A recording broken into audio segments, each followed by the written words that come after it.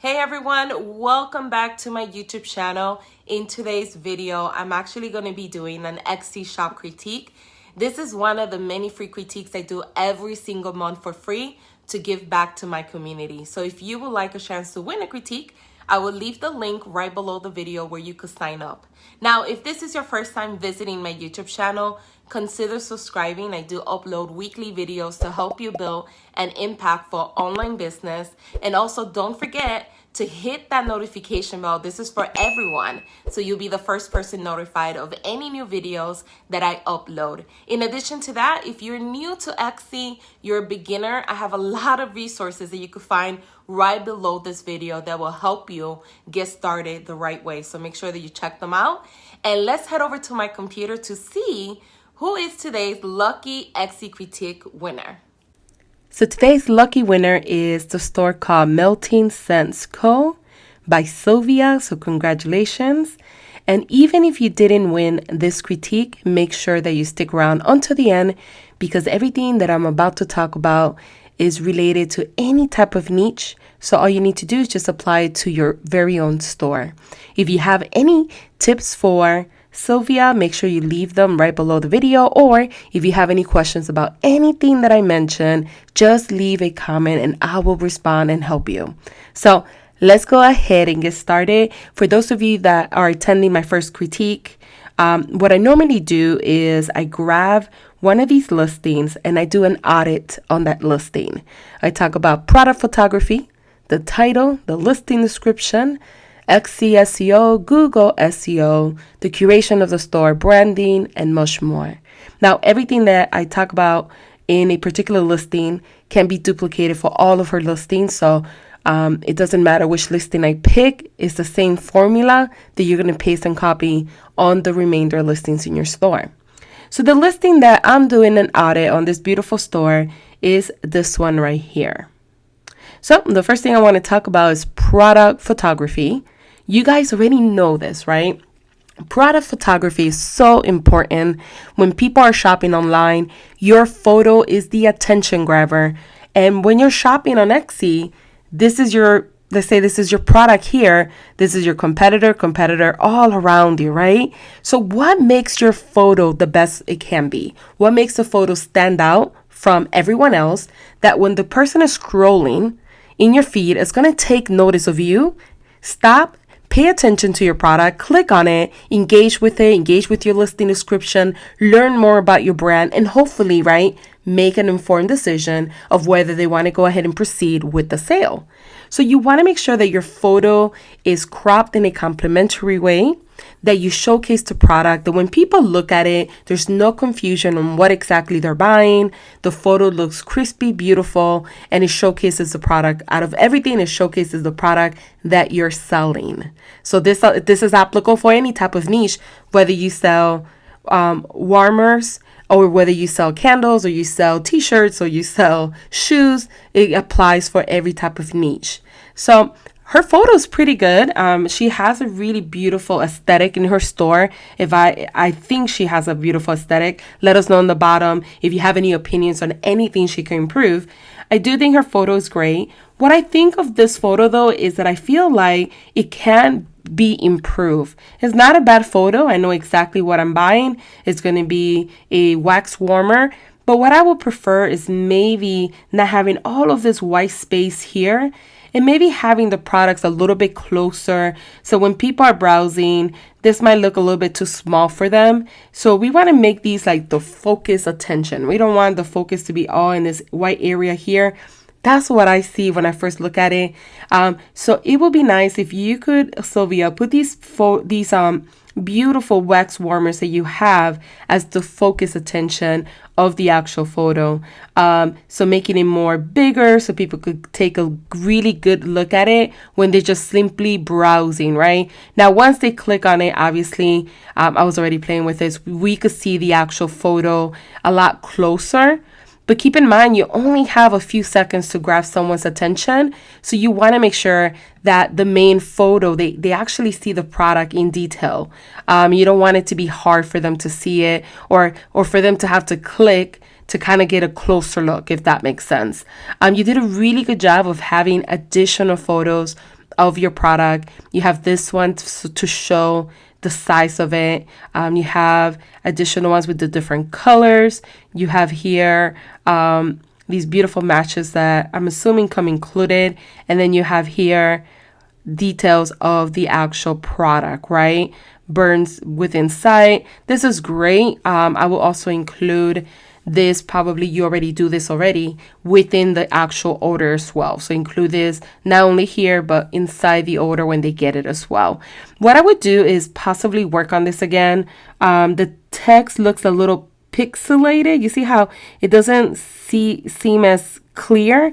I could read it, it's readable, but we want to make it look even better, right? So it looks a little pixelated. It looks like it's like a little stretched out. So maybe work on fixing this and making the text a little bit easier to read, I guess.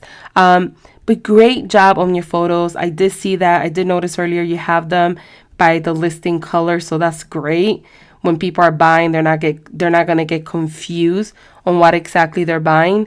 And I actually like this a lot too. I like your little bottle with the matches inside. It's really, really adorable. One thing that I will recommend is start an email list.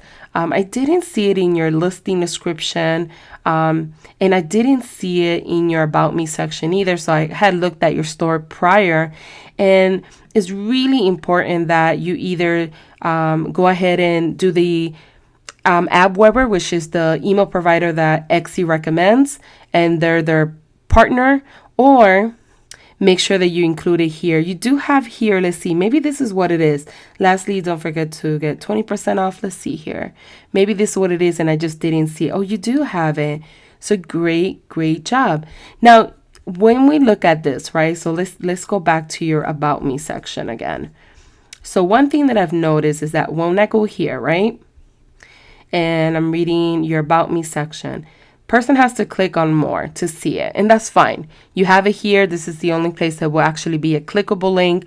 Perfect. You have a good job that you have one. What I would recommend is that not every single person is going to read your About Me, right? Unfortunately, I wish everybody did, but not everyone will. So you need to put it as many places as possible to get your chances of someone joining your email list. So I would put it here.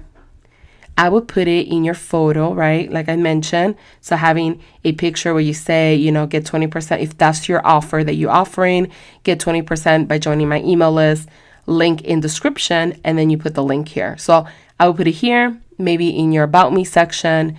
You have it, maybe in your shop announcement, you already have it in your About Me section.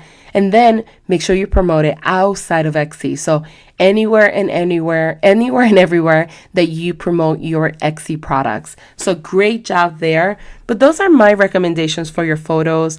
Overall, they look good. I guess the only other recommendation that I would recommend is making sure that all your photos are the same size. It's not like a deal breaker. It's not going to cost you to get more sales because of it. It's just the aesthetic of it, right? So if this is going to be this size, then all of your images should be the same size as this one. You have different sizes. So you have this one that's almost like a vertical image. And then you have vertical, almost all of them vertical. This is starting to look a little bit like square. And then this one is, rectangular. So just having them all the same size, the same color of background. This one's a little bit more pinkish, or could just be the photo, right? So that's the only thing that I would critique on. And your products are beautiful. So great start. Now, the second thing I want to talk about is your title. So this is your title here. I think you did a good job. You're not doing keyword stuffing. I know that Etsy frown upon when we put a list of keywords here. I think the balance for me that I tell people to do is add as many keywords that you want to rank for, but make sure that is optimized for SEO, but then it's also easy for the customer. Keep in mind your customer, that when they read the title, it's easy for them to read it. They're not going to be confused on what exactly you're selling. It's not going to be like a list of keywords that don't make any sense. If you could find that balance of optimizing it with tags, but also making it easy to read, that would be the ideal thing, because you still want to get traffic from Etsy SEO, but you also want that those prospective buyers that come across your listing don't get turned off because they're like, what the heck is this? Doesn't make any sense. And they leave.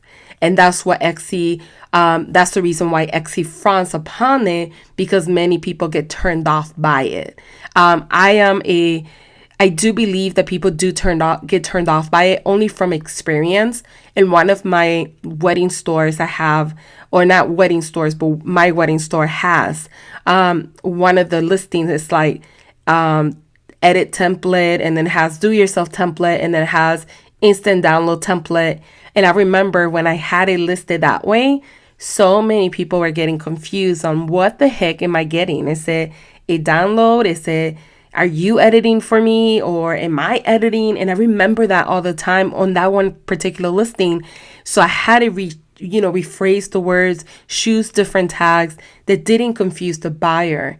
And luckily, buyers will give you that feedback, but sometimes they won't, right? They just leave and not even message you. I was lucky enough that people were messaging me and saying, what exactly am I getting in this listing? It's a little bit confusing. So just keep that in mind. I think you did a good job, but you still have more room to add additional keywords that you could potentially rank for. So that's what I would do. Just make it simple and easy how you did it here, that when people read it, they don't feel overwhelmed with, oh my God, what am I exactly buying, right? So add more, because then you have more possibility of ranking. And then you have your listing description. And to be quite honest, I feel like your listing description needs a little bit of work. You're off to a really great start. I know that you started just recent. You should be very, very proud of yourself. Guys, if you're listening to this and you feel like defeated, you feel like you're not doing good enough, you feel like, be proud that you even started a business. Do you know how many people want to start and they don't start? Right? So just be proud at that fact. Don't let your competitors or other people that are farther along discourage you. Use that as a fuel to say, if they could do it, I could do it. So great job for starting, but you definitely need to add more here. So what you want to make sure that you do is, this is where your personality shines through, where your brand's voice shines through. This is where you could write a short niche statement of what your business is about. This is where you write everything and anything the customer needs to know. Plus, you need to dummy it down, meaning you need to tell people how to order. Make sure that you put here refunds and exchanges if you have any, shipping information. Just make it super easy. Make it super easy for the customer, that when they read this, they have everything they need to know about this particular listing, plus even how to order. And then from there, they're going to proceed and hopefully buy from you. So I do think that you need to add a little bit more. So maybe description, you have here colors, that's great. And you have the actual size of the worm alone, so that's great. So maybe have here how to order, just say, hey, choose the color you want.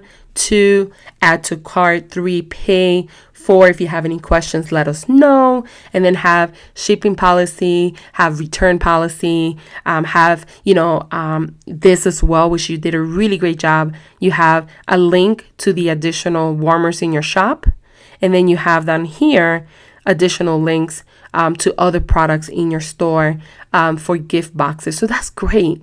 This is like almost like upselling your client to buy more stuff, which is what we should all be doing. So great job there. Make sure at the end you sign it off with your name and you say, hey, our name or your name. Let me know if you have any questions. And thanks again for stopping by and even looking at our products. Just something simple like that at the end for customer service. But you definitely want to put more information here and be as detailed as possible. I'm not saying to make it super long. Etsy doesn't recommend making it as long. I personally like putting the details that the customer needs to know.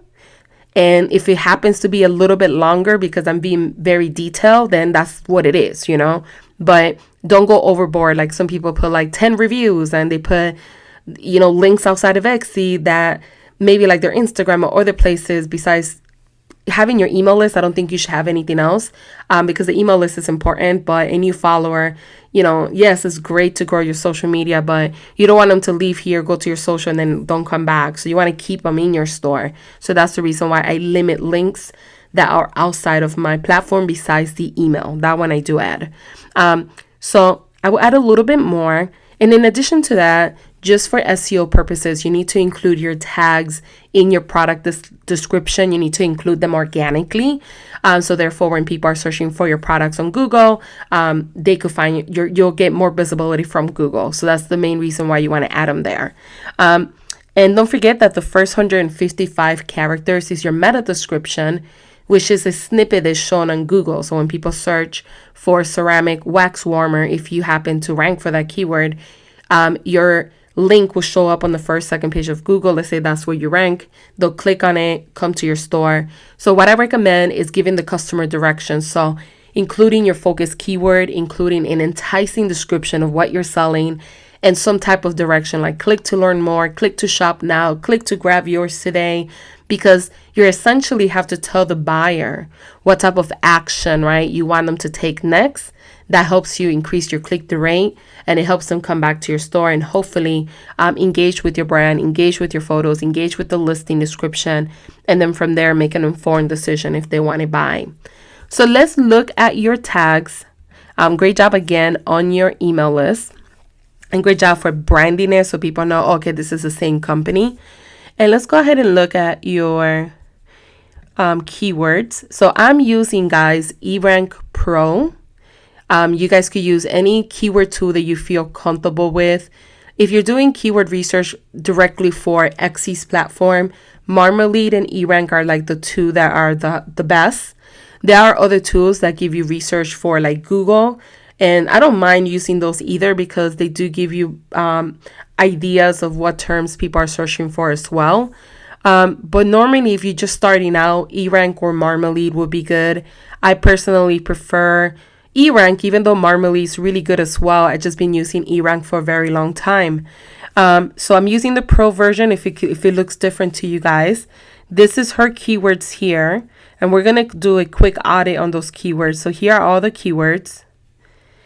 And some of these are very competitive, like you have these that are competitive. Then you have some that are a little bit less competitive, which are the ones I usually go for. And then you have some mediums ones. And then you have some keywords that don't have any traction, right? No one's really looking for at the current moment. And then you got some that are pretty good, actually. But keep in mind that whatever keywords you're using in your title, let me close this one out. Whatever keywords you're using here, so if you use wax warmer as your main keyword, you have to include it in here. So you do have that one. So that's perfect. So then you have tea light wax warmer, and then you have housewarming gift. So I think you see it right here. So here, oh, perfect. So you did a really good job with title and tag relevancy. So that's perfect. Keep doing that. That's what Etsy recommends. One thing, though, is that you want to stay away from keywords like this. I know when you do a keyword search for pink warmer, some people do use this for candles. I see some in here from other sellers. But a more specific keyword would be pink, maybe wax warmer, and that will give you more of a target audience, because what you want to do essentially is you want to cancel these kind of listings out of the way, like stuff like this that has nothing to do with wax warmer, but that people use as a pink, because it is pink. This one is not pink, but it is pink and it warms up your feet, right? But it's not necessarily a keyword that you want to use, because how about if somebody that's searching for this types that keyword, they see your listing, they don't buy, that hurts your conversion. The more people see your listings and they don't purchase from your store, it hurts your conversion rate. So you want to be very specific at what you're selling. So when you're doing keyword brainstorming, you have to make sure that instead of just using mint warmer, maybe mint wax warmer, pink wax warmer, obviously don't guess your keywords, don't copy keywords from other people. It is okay to look at your competitors, see their listings, take those keywords, but you got to measure the data. So just taking the keyword and saying, well, they have bestseller, let me use that one, is not enough, because they could have been a bestseller when they first uploaded the listing, let's say 6 months ago, and now 6 months later, those keywords are saturated, or they had a high listing quality score when they uploaded the listing, and that's the reason why they rank for them. So you never want to guess a keyword or just simply copy. You always want to, if you see your competitors, you could grab them and do keyword research. And you could use tools, Keyword Explorer, to do keyword research and see how many people are actually searching for that keyword. What is the average click-through rate? What is the competition? So this one here is really great. It has an average of 2,900 monthly searches. People are actually clicking on it. This could be a little bit better, but it's not too bad. And the competition is really low. So this is a really great keyword. These are really great right here as well. I would keep these 3 and I would change all the rest, to be quite honest.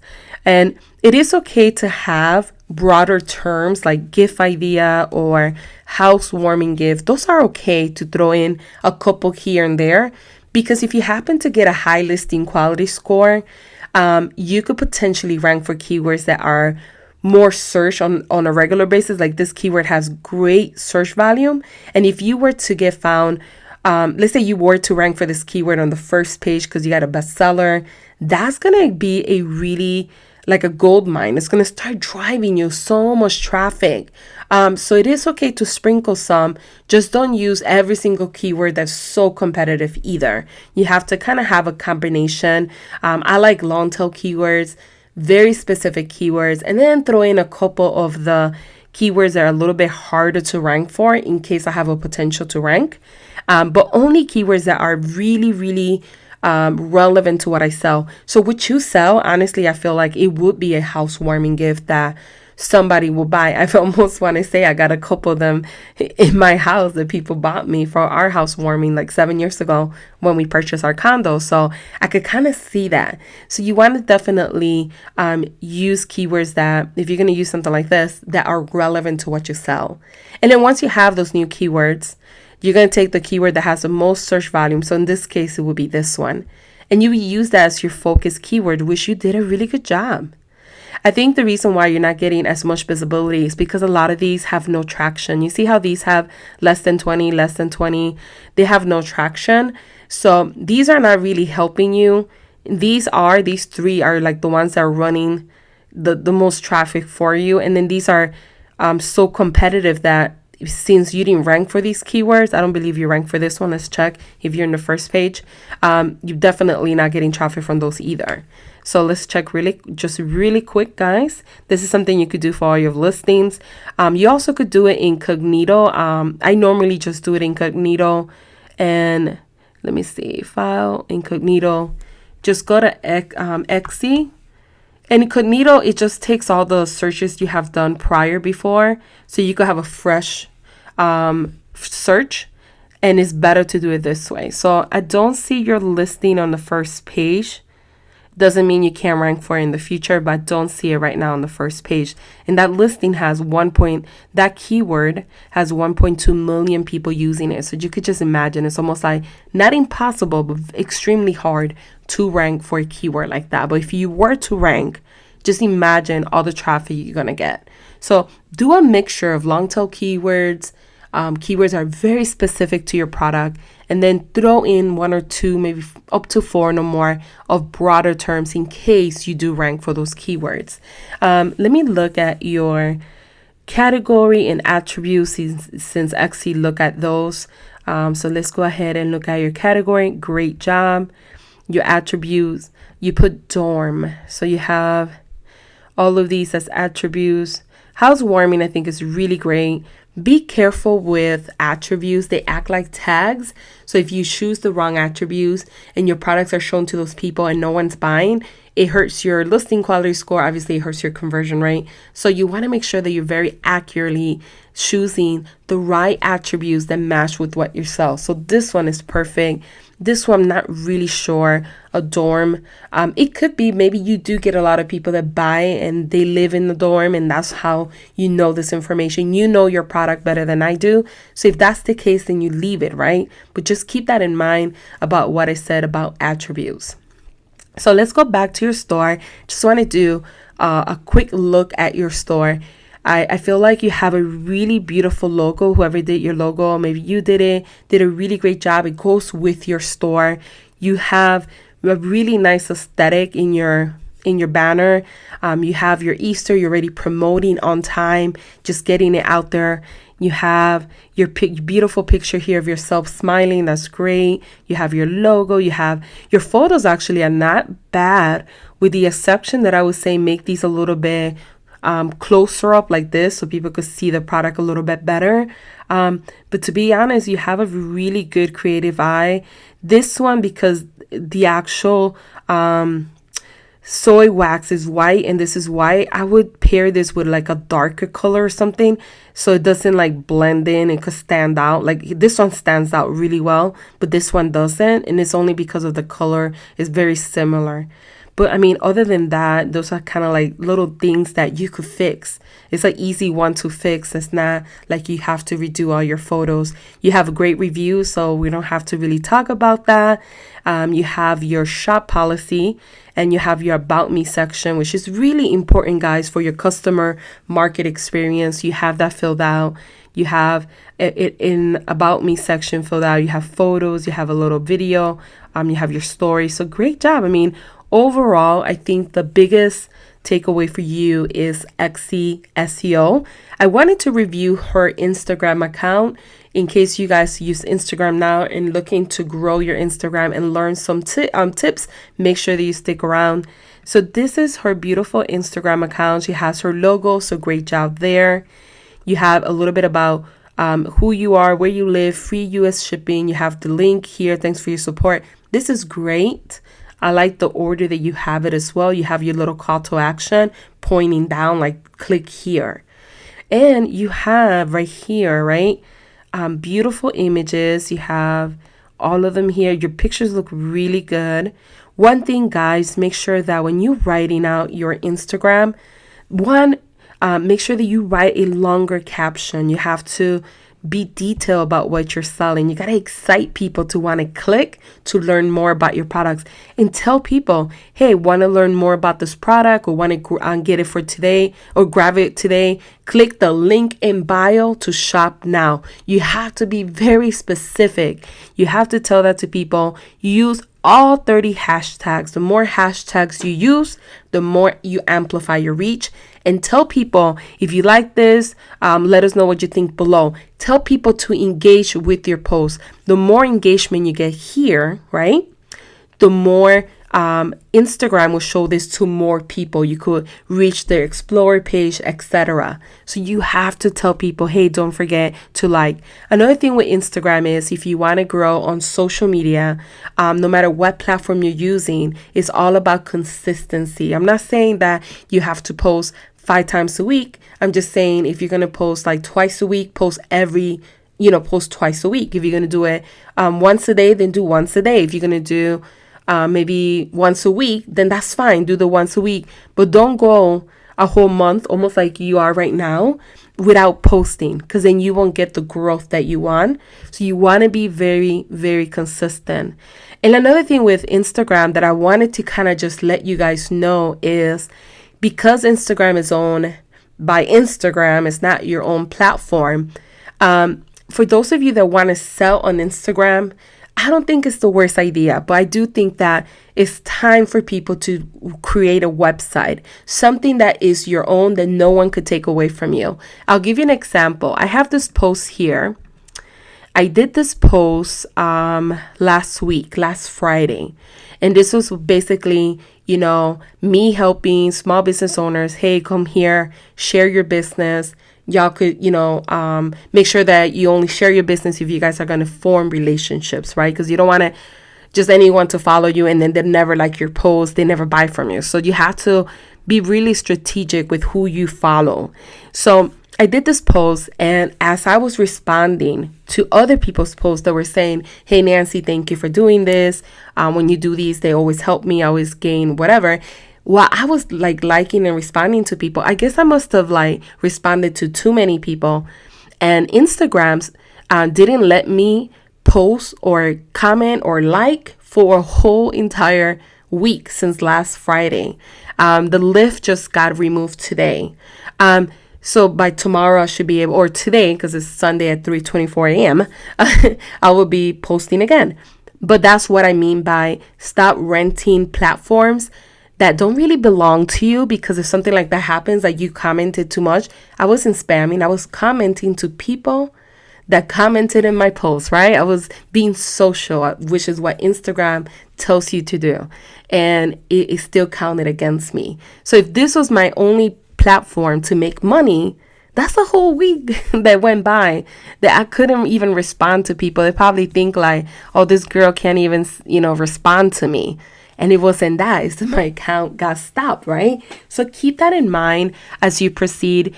Mind you, Instagram is a great platform. Obviously, I use it. It drives a lot of traffic to my business when used the correct way. But make sure, when you're using it, you're providing value. You're telling people, hey, don't forget to click here to learn more.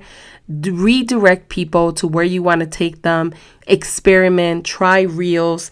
Those do amplify your reach. Try to use Instagram, IGTV stories. In my course, the Etsy Mastery course, I have a link right below this video if you guys are interested in looking at it. I have a mini course on Instagram, and I also offer 365 Instagram prompts that you could use every day. So if you ever get stuck on, I don't know what to post, I give you ideas of what to post that's going to engage your brand, is going to grow your visibility and drive leads back to your Etsy business, because ultimately we're using it to drive leads, right? To cross promote Etsy or other platforms that you may have. So it is a great resource when used correctly, but great job for even starting it, Sylvia, and great job for having a creative eye with your beautiful images. Guys, please, if you have any questions about anything I mentioned, let me know below. And if you have any tips for Sylvia, comment below. I'm trying to create a community where we all help each other out. So thank you guys again for watching this critique, and have a terrific week.